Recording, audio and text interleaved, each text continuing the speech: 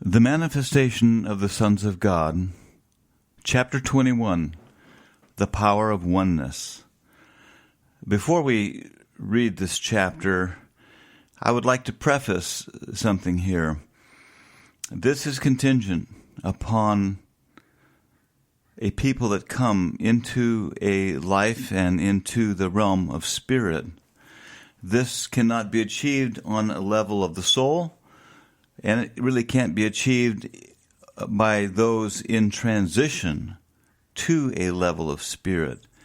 This really will only be achieved by those who attain a walk in the Spirit and a level of spiritual abiding and maturity. So with that in mind, this is more of a prophecy or not necessarily prediction, a prophecy of what is coming, but by no means is here at this point yet in the earth. We're seeing a visitation of power and authority which has not been in the earth before this time. We've seen a measure of power and authority, but until now that's all we've seen, a measure, the partial.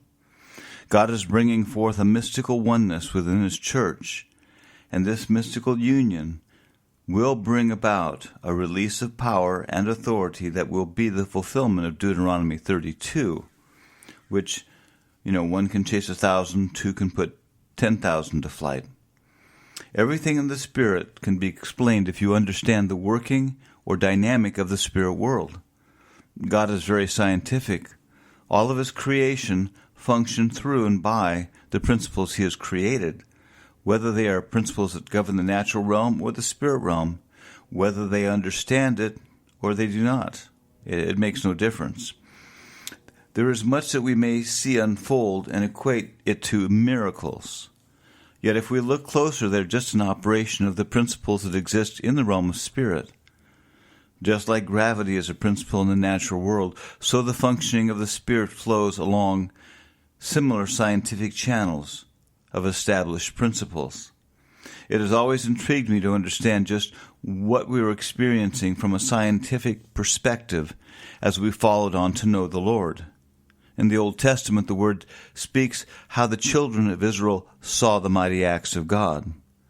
But only Moses knew His ways. Psalms 103.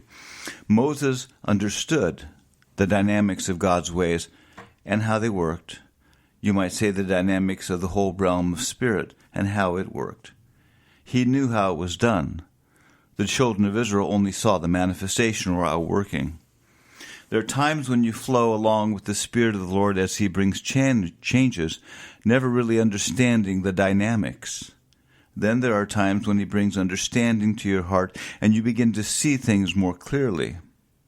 Perhaps this description of the power of oneness will shed some light on what God is establishing during this season of time that we call the manifestation of the sons of God, or you could also call it the time of the parousia. Anne's father was a very bright and scientific individual. He was an engineer and was involved with the development of the helicopter. We enjoyed sitting back and listening to his stories.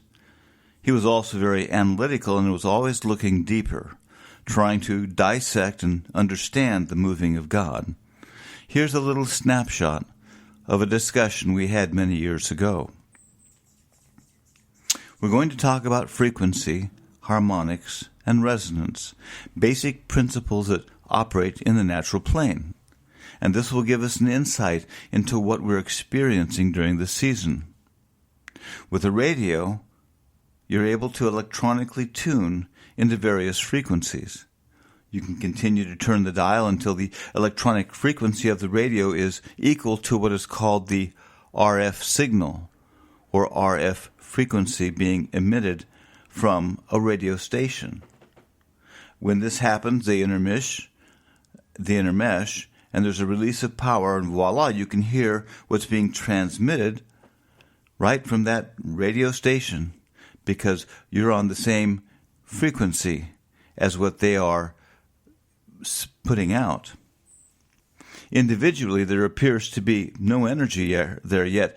When these two electronic frequencies become one, or harmonic, in the same realm at exactly the same frequency, then there's a power that's released.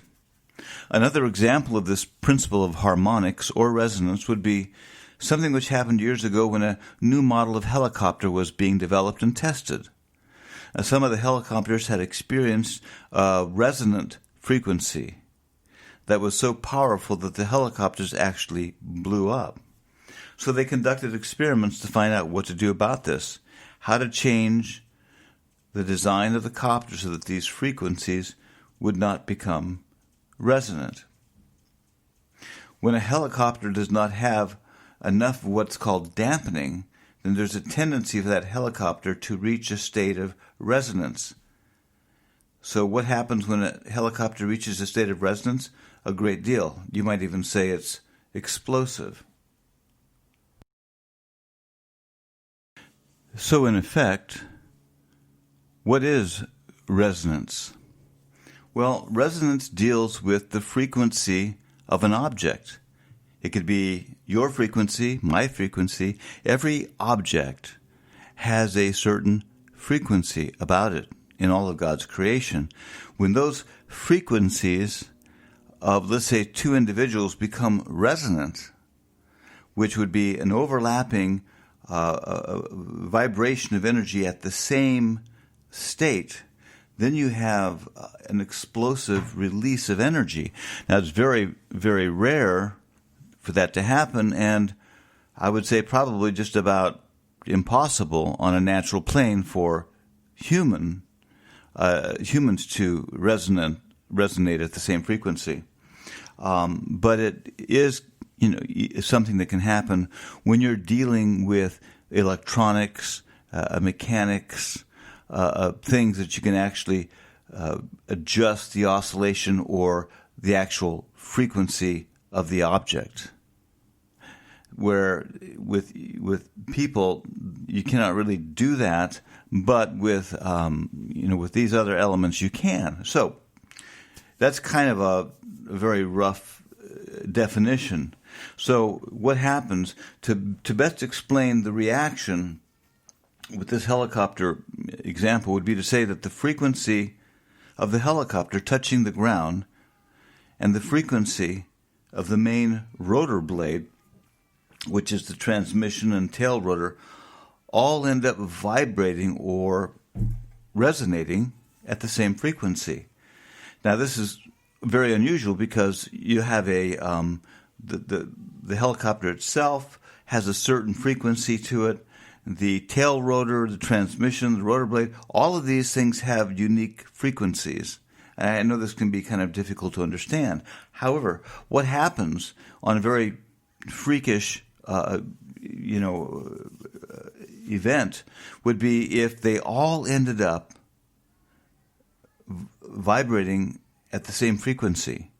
They would all come into a state of resonance, and that would almost be like what you would term a nuclear explosion, that powerful. And so what happens, the helicopter is literally destroyed within microseconds because of the exponential release of power that can't even be graphed. So kind of work with us here. We're trying to kind of understand what it means to come into oneness. Because you can read about it in the scriptures, and the Lord says, well, he talks about the oneness, I and the Father are one, and, you and I and whatnot. I mean, but we really don't understand oneness because we understand it from the basic Webster's definition of oneness. And we're dealing with something entirely different here. It's like trying to approach spiritual truths from a mental plane of the soul. It doesn't compute because it's not in your dictionary. Even though it seems like it's the same word, it's not at all. And that's been the challenge to come into sonship, and the challenge of change, and the challenge of what the sons are going through as God births them into a world of spirit. that has a whole different set of principles and values and paradigm, and everything is different. And yet you can approach it and give it a definition. Well, this is this and this is this. But it has no relationship to the natural plane that we know of whatsoever. And yet, if you approach it through your mind and you say, well, this is what's happening, you think you can understand, but you can't understand the realm of spirit from the carnal mind. It has to be experienced and understood from the renewed mind of Christ. So basically in this example, what happened? The frequencies overlapped, and the exponential release of power absolutely just tore the helicopter apart. So resonant frequency, to summarize, is when two objects are vibrating at exactly the same frequency, and they become what's called resonant. Their vibration overlaps, and the atoms are transferred back and forth between those objects, causing a power to be unleashed that goes up exponentially. It goes straight up. Like I said, you can't even graph it.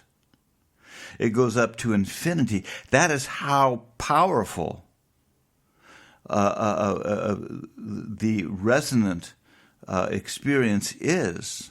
I mean, to try and understand this, scientifically here, just visualize for a moment atoms transferring back and forth. So you have two different objects.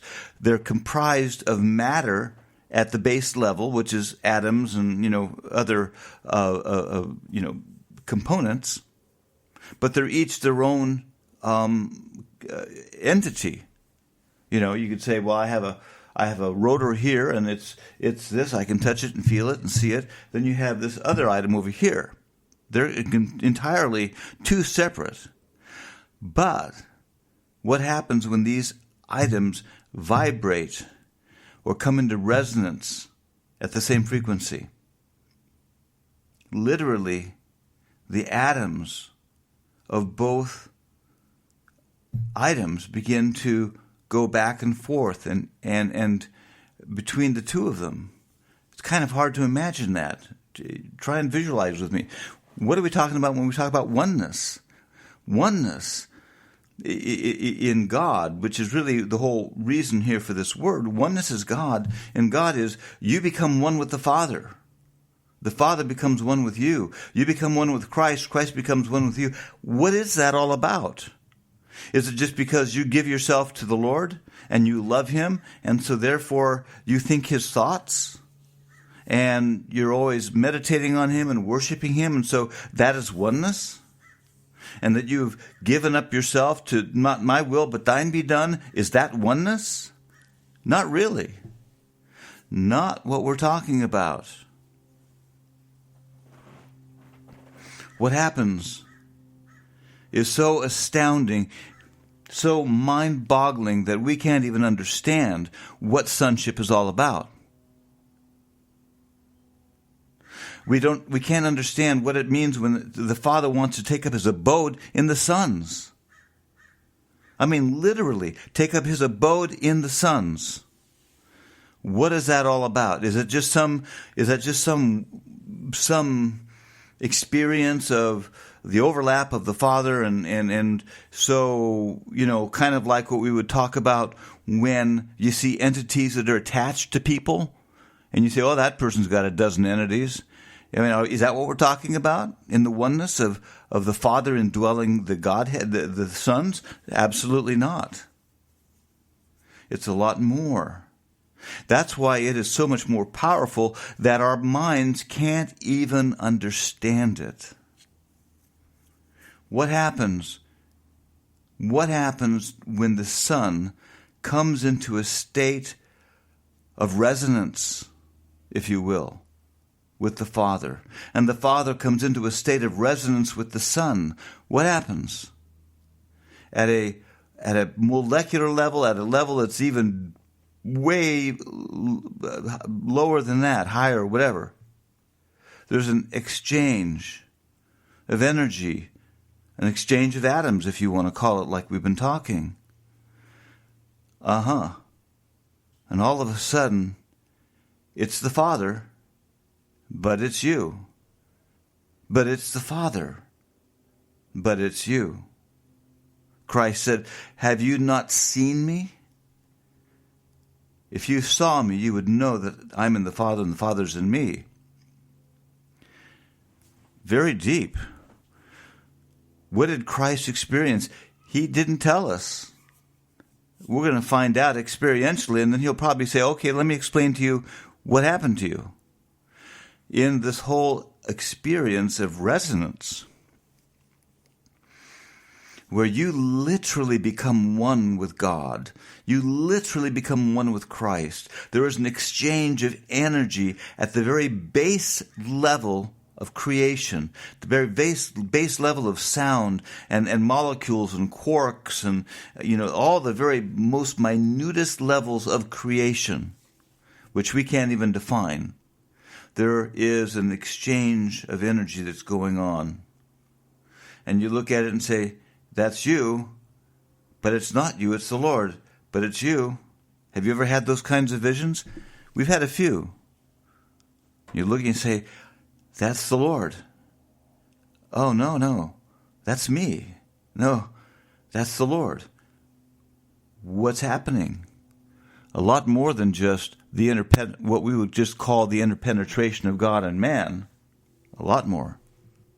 Well, we kind of deviated from this chapter, but I felt this was really important to really understand that we're dealing with something far greater than we are able to understand.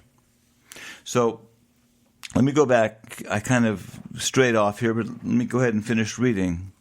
So I realize this is a lot to grasp, but the point is we're driving at here is that on a scriptural level, this would be a scientific explanation of what happens when you have two people in agreement. One puts 1,000, two puts 10,000 to flight. It's the principle of our harmonic resonance as it's experienced with the suns. It's always fascinated me to delve into the scriptures and really search to understand the ways of God, to ask God, how does this work? When he brings simple little explanations, or in this case, perhaps it's a bit technical, it just has a tendency to come together. When we talk about oneness, this is what we're looking for. Not an agreement of the soul, but an agreement, not even an agreement, a resonance of spirit. This is a scientific definition of what happens when you literally achieve oneness. This breaks the religious concept of how we've looked at oneness and what we thought oneness might be. What God is bringing in this experience of oneness is not an agreement born of the soul.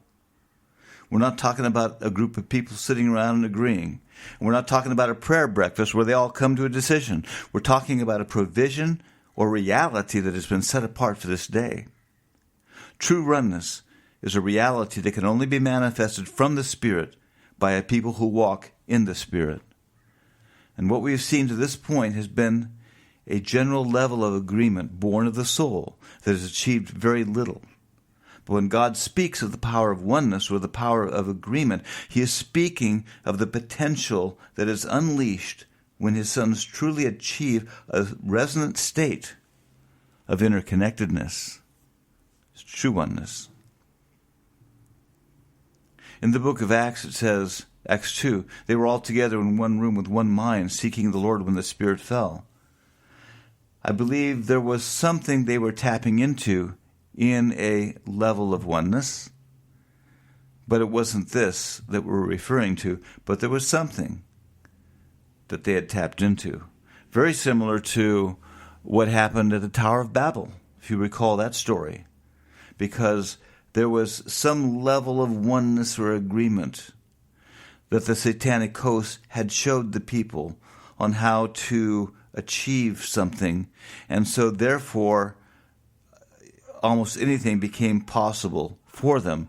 And so the Father had to just, as we know, nail that thing. And all of that is just a measure of what is knocking at the door as we enter into this oneness with the Father. All of those were tapping into spiritual truths and principles. And so if you can see, just by barely tapping into it, what was being created by virtue of the Tower of Babel. And that was just a token of what was coming. Joel prophesied about this level of oneness to come, a oneness that would cause greater works, a oneness that would create open doors to see the kingdom established. By this oneness, we'll see the exponential release of the power of God on the earth on a level never before seen. And how will this happen? The sons of God will enter into a resonant, vibrating spiritual frequency, if you will. I know this is like a lot of words. And it's going to create something the likes we've never seen before. This is what's coming. This is what is here at the door, but it's coming. We've had glimpses of this oneness, but we've only experienced the partial. What we may have thought was oneness was really more of a level of agreement born of the soul. What we're speaking of is a oneness that will release the power of God, encompassing the greater works which Christ spoke of. We know that God has brought his sons to this precise juncture in time, but we also understand that we must make the shift to this next transition. And how quickly we can achieve this oneness is dependent upon how quickly we change and how deep the work of the cross has gone. There's only been one word that's been coming. It's been the work of the cross. That's been the word. The sons of God are being trained in the ways of spirit. We said this before. This principle of resonating oneness will become an experience that God's sons will not only enter into, but they will know how they achieved it. And they will live in this, and they will be able to access this at any point. We've walked in a level of the oneness born of the soul, but this is not the oneness coming. This is not what we're speaking of. That was the day of the church age, but we've come to the days of the kingdom. We've been at this threshold for some time. Now is a time that we will enter through this portal into this resonating oneness. And when this is achieved, the world will know it.